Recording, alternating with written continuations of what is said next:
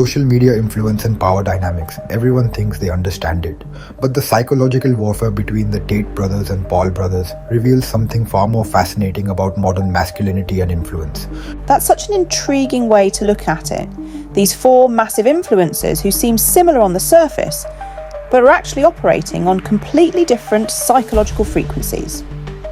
Well, let's break down why these two pairs of brothers, who collectively influence over 50 million young men worldwide, represent such fundamentally opposing approaches to power and success. And it's not just about their public personas, is it? Their entire philosophical frameworks are in direct opposition. Exactly. Take their approach to control. The Tate brothers operate with this military precision mindset, where every single action, every word, every gesture is calculated to maintain absolute dominance. Their Hustlers University program alone attracted over 100,000 paying members based on this rigid system of control. While the Paul brothers seem to thrive in what you might call controlled chaos, Logan's podcast Impulsive literally built its brand on unpredictability and has now reached over 4 million subscribers. You know what's fascinating? The numbers show this stark contrast in their business models. The Tate's approach of strict hierarchy and unwavering rules generated reportedly $11 million monthly at their peak, while the Pauls have built their empire through constant reinvention. Jake's boxing career alone has generated over $40 million in pay-per-view revenue. That's really interesting because it shows both approaches can work financially, even though they're completely opposed philosophically. And here's where it gets really psychological, their relationship with failure. The Tates have never publicly admitted to any significant failure, maintaining this image of infallibility, while Logan Paul's infamous Japan incident and subsequent redemption arc actually increased his following by 20%.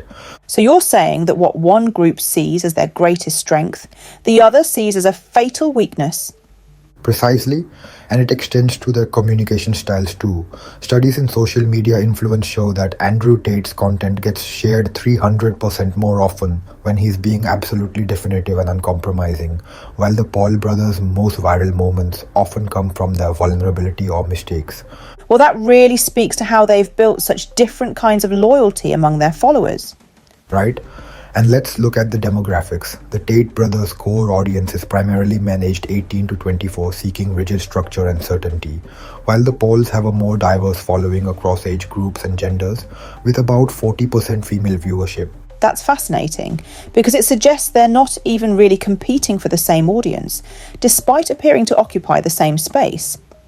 And here's what makes this whole dynamic so compelling. Their approaches to masculinity represent two competing visions of male influence in the digital age. The Tates promote what psychologists call hypermasculine performance, while the Pauls embody what's being called adaptive masculinity. You know, that reminds me of some recent research about how Gen Z men are increasingly rejecting traditional masculine stereotypes, about 65% of them, according to a 2022 study. Exactly, and that's why this clash is so significant. It's not just about these four individuals, it's about two competing visions for how men should build and wield influence in the modern world.